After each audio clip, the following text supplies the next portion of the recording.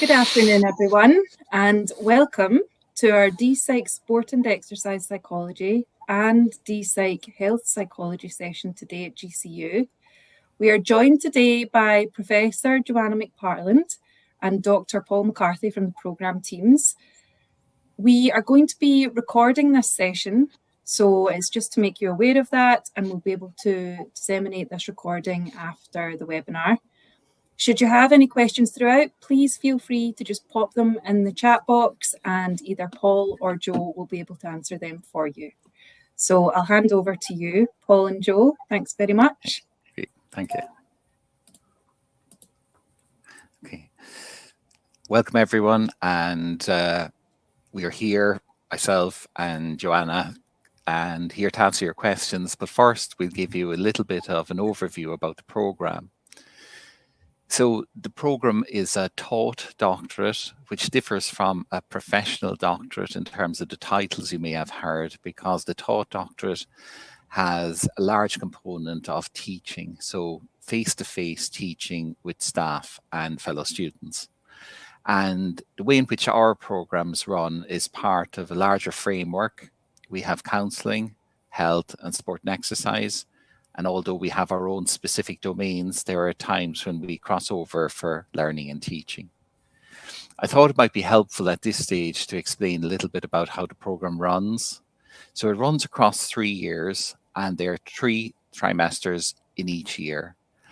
The first 2 trimesters, up to Christmas and from Christmas to April, are teaching trimesters. The third trimester is typically where you are on placement, although you will also be on placement in the first 2 trimesters in years 2 and 3.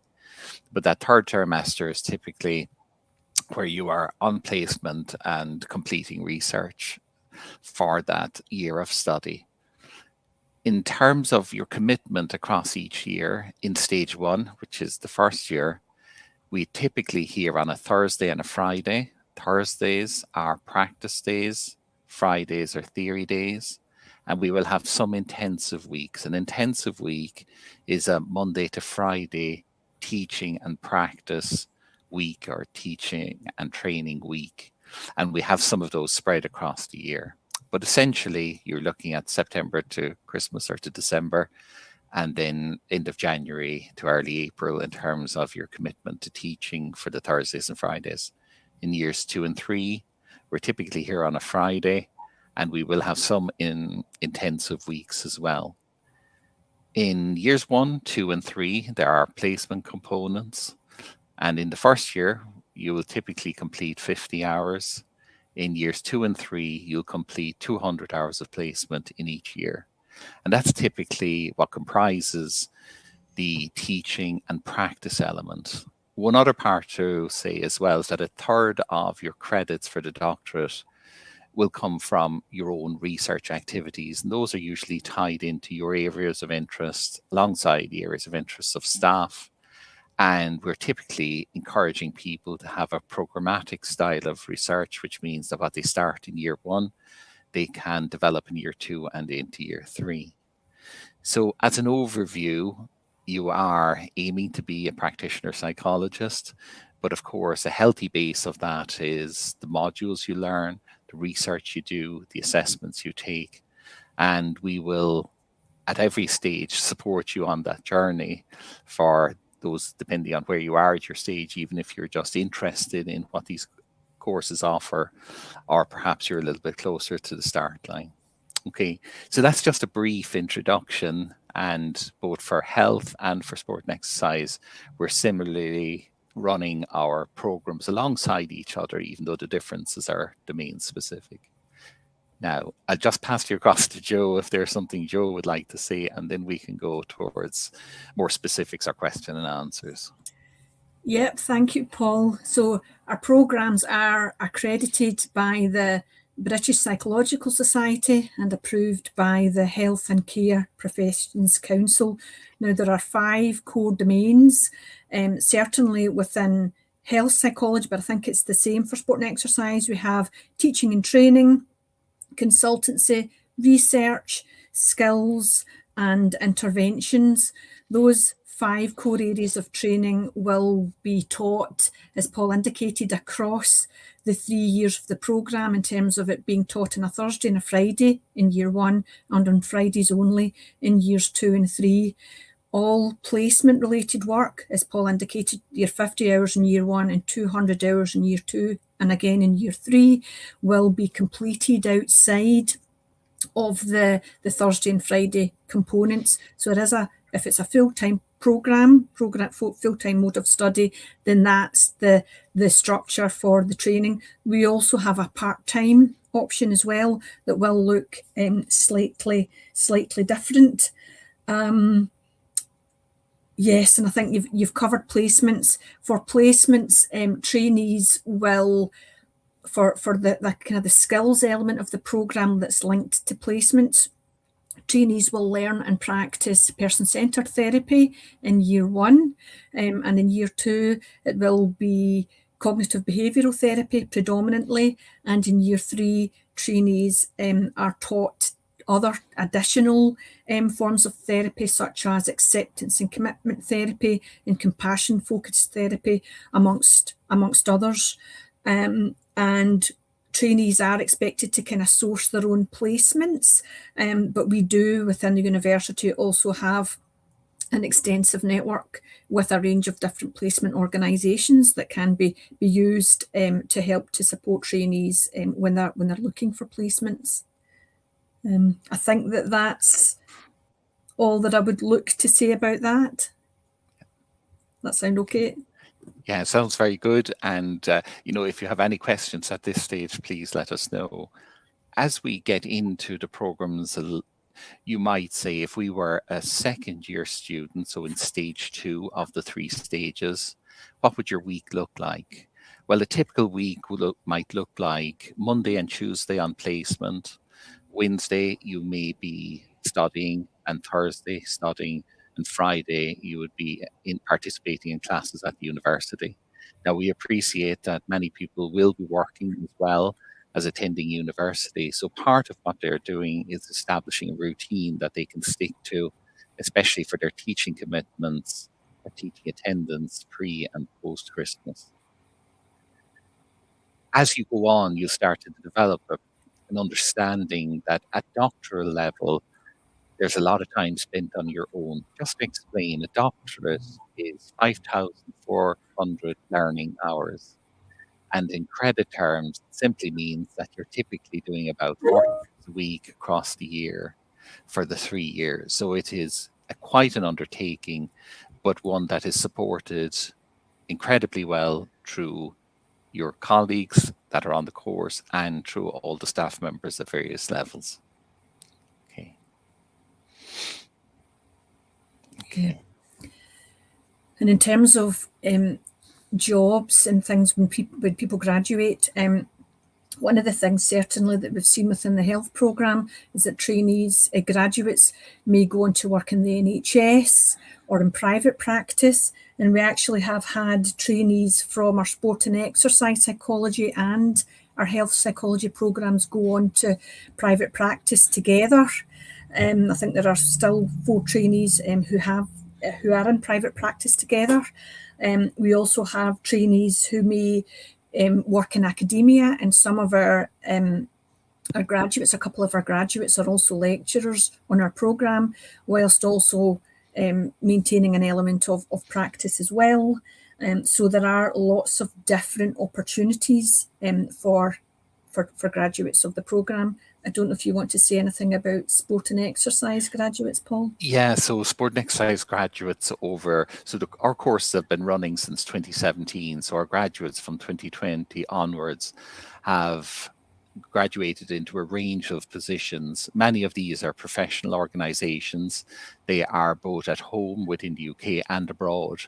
And these would typically be in professional football clubs, rugby, Olympic sports, and then more internationally in things like tennis association, in golf, and a range of other sports that may not necessarily come to mind in terms of what you will see on TV, but they may be working in the coverage of sports for Olympics 2028 and beyond. Okay. Yeah, so we have a couple of questions here. The first one is, what's the staff turnover on the courses like? Yeah.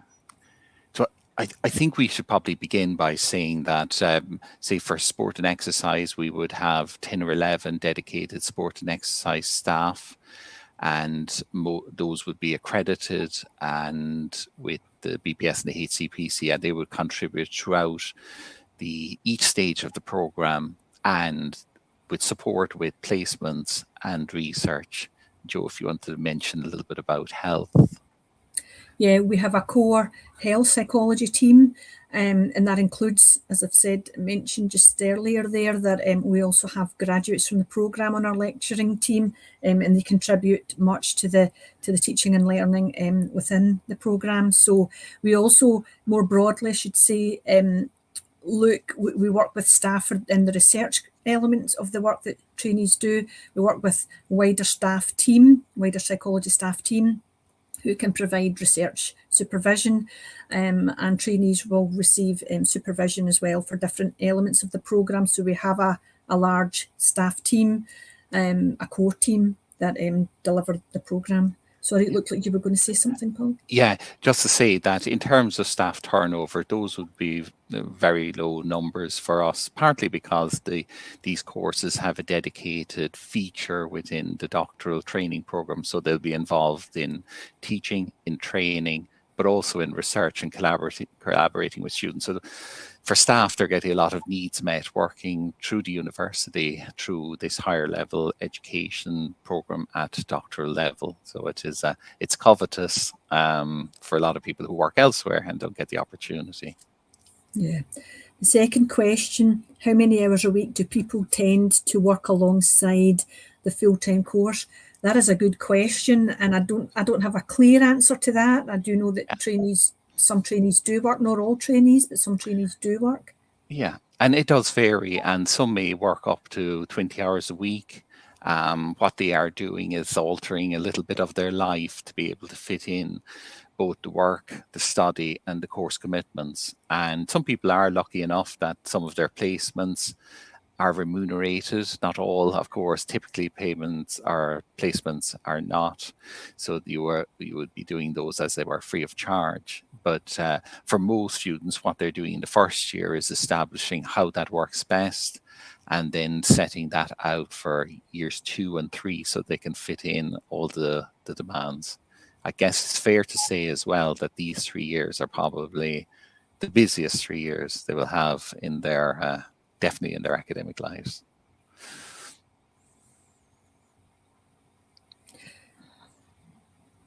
Someone has a question. Does someone have to complete a master's before being accepted onto the course, or could you come on straight after graduating in psychology? Yes, you can, so long as a trainee really has ideally a 2-1 in psychology honours degree, then they can be considered for the programme. Although some trainees do have a master's, for instance, in Masters in Health Psychology, and that is possible to do. For applicants who have a Masters in Health Psychology, they may be eligible to be considered to be exempt from certain modules really within the programme, and that's something that we look at on a case-by-case basis. But there is no requirement to have a master's to come and study on the programme. Just to add from sport and exercise, what we have traditionally seen is that lots of students graduate from their undergraduate degrees. They often seek postgraduate training, say for example a master's, and then choose whether this line of work is right for them, because they are going on to an advanced degree, and sometimes they need this year of an MSc elsewhere to understand about their choices for the future. Yeah. And a question, what age ranges are students who study the courses? Do they come back after a period off, or is it mostly younger students straight from undergraduate or master's study? Well, I guess there is a range. Typically, we would have students that have come out of undergraduate perhaps or masters, but we also have a range of students who are, coming back into education from time out. And the range is actually something that we would welcome, because not only do students bring so much more life experience, but also they are indicating that changes in lifestyle or jobs, new careers are also possible. And we would like to believe that we can facilitate that at the university. Yeah. Because I know that someone's suggesting that, you know, they might be, how old they might be on graduation. We encourage applications from appropriately qualified applicants from any age. We don't, and we do have, as Paul said, we do have a range of applicants, and they bring a range of experience, and they work well. They typically work well, the trainees, within the programme, and they learn a lot from each other regardless of background. So we don't we don't have any specifications, and it does vary. And I would say across the age ranges over the years, both with health, sports, counselling,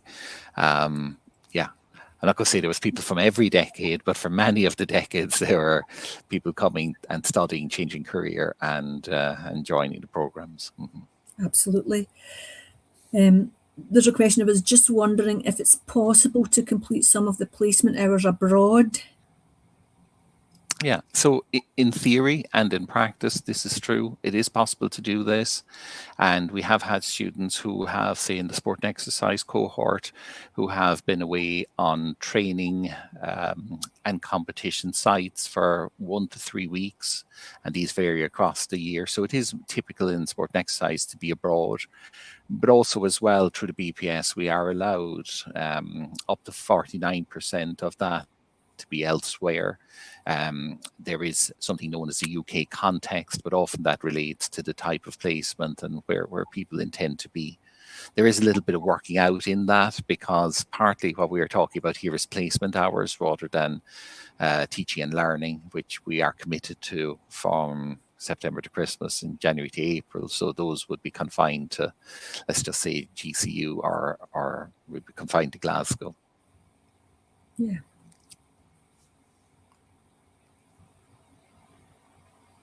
Any other questions there?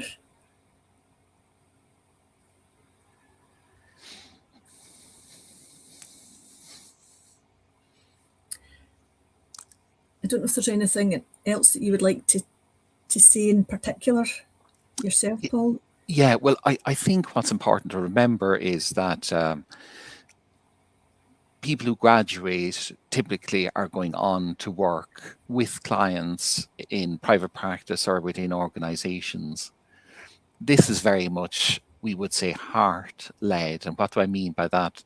I mean that when they're in practice, they're learning to relate to others, to be empathetic, to understand presenting concerns and to deal with those. And those personal and professional skills are developed through the course right from the first day. Now, because we do that work, we also have a corresponding set of regulations within the university to demonstrate learning up to level 12, which means in Scotland it's the highest level of learning we can do in doctoral training. That means that we're writing a lot, reading a lot, making arguments. We have various forms of assessment, things that you may not have heard of before, like process reports and client studies, dissertations, and so on. So while this is work to go and work with clients predominantly, we also require people to be interested and invested in learning, reading, and developing skills that will help them to understand material that typically is not the domain of most everyday people. So it is very specifically aimed for those who are going to combine academic learning with professional practice. And it's important to consider that is it's a considerable undertaking, manageable, of course, but we like students to be ready for that they are engaging in study at a deeper level than they may be used to at undergraduate study. Yeah, that's actually a relevant point there that I think we kind of touched on in relation to like assessments within the programmes. Assessment is coursework based, and there are a variety of assessments from like Paul mentioned, process reports, but writing reports, presentations, completing written dissertations, writing essays, and at the end of the programme, trainees pull everything together and have an oral viva examination that kind of brings all of their learning across the years of the programme, all of the studies together, and that kind of culminates in that experience that takes place at the end of the studies, at the end of year 3 if it's full-time study. So those are the types of assessments that we have. Okay, so I think hopefully I've answered the last question. What assignments there would be like and a possible time frame. Sorry, I'm realising there is a question above that. And if for dissertations, is it possible to work with external supervisors? If you maybe answer the assessment question and then go back to the question above that, if that's all right, Paul. Yeah. We typically don't have, I don't think I've seen any dissertation work that's been supervised with external supervision. Well, what we actually, I should say, actually, I have been involved in supervision, but there's been you will have a supervisor a lead supervisor certainly, who is based within the university. But I have also then worked with, it might have been on occasion an additional supervisor. For instance, I've worked to support trainees completing their dissertations alongside a colleague within the NHS. So that has been possible, but it hasn't happened that I'm aware of, certainly, that a trainee's had only been supervised by an external supervisor. They would need, because we followed GCU processes, assessment processes, we need a supervisor who works, a lead supervisor who's internal to the university. If we go back, where will we jump up to the international applicants? So all graduates will apply to the HCPC and to the BPS independently, but essentially if they have completed the course, they have what they need. It is then the BPS, the HCPC who grant that status, but essentially they're doing the course that has that status accredited. This is an accredited program. And yeah, it varies in Scotland. There are graduates working in Scotland in different roles. We have graduates again in other fields and have travelled further. In fact, some are based in Scotland and working worldwide, but they are travelling essentially for their work for 2 weeks off, and they might be 2 weeks at home. They might go away for 3 weeks and be off for 6 weeks at home, and so on. So there's a variety of working structures that they may be working from home and travelling. Yeah, I guess there's more to that question that we could answer. There's one here at the end. I don't think you were speaking to that one about, is it possible to work as a therapist as a graduate of the health psychology programme? Yes, absolutely, trainees. Sorry. Yeah, well, I guess we probably want to clear up the distinction here. As psychologists, although we cover modalities like person-centred and CBT, most graduates would need to specialise after that. While we are psychologists, we have to work within our domain. There's a lot to explain about the word therapist and what it means and what we're allowed to practice in, but sports psychologists or health psychologists are working within their domain specifically, and some people's understanding of what does the therapist mean and what exactly are they dealing with, it does depend on their competencies gained through the program or elsewhere. Yep. I think if we answered all of the questions, I think so far that are posted.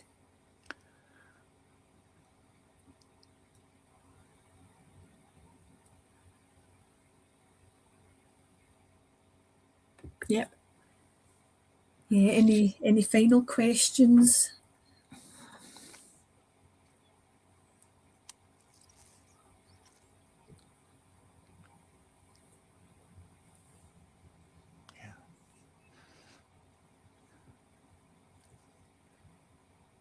After the programme, would we enter the job market as health psychologists, not trainees anymore? well, yeah, you would, on successful completion of the programme, all trainees will be eligible to apply for registration as a health psychologist with the Health and Care Professions Council.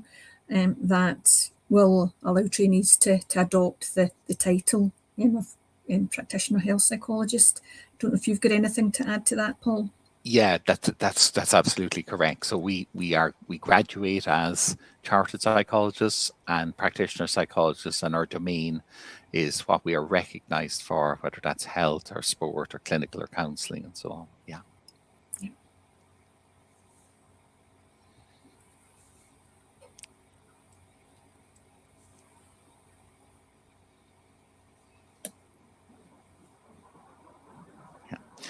I think it's might be just worth saying that as a, in comparison with other available programs or routes in maybe health and sport and exercise, that as a taught doctoral program, there is a teaching element, a strong and heavy teaching element across the 3 years of training. And that professional doctorates, by their design, typically do not have that taught domain attached to them. They may have some, but not in the structure and format that we have. I think that's important for people to know before they use the word professional and doctorate together without knowing the nuance of what exactly is happening within each program. Yeah, absolutely. There's a strong support network at GCU. Trainees have personal tutors and a lot of support both within the programme and also within the university more broadly. We'd be delighted if anyone wanted to get in touch with us, if there have any other questions that occur to yourselves as you're going through and considering things. And if you've already applied to the programme, then thank you for doing that. And we're looking at things at the moment.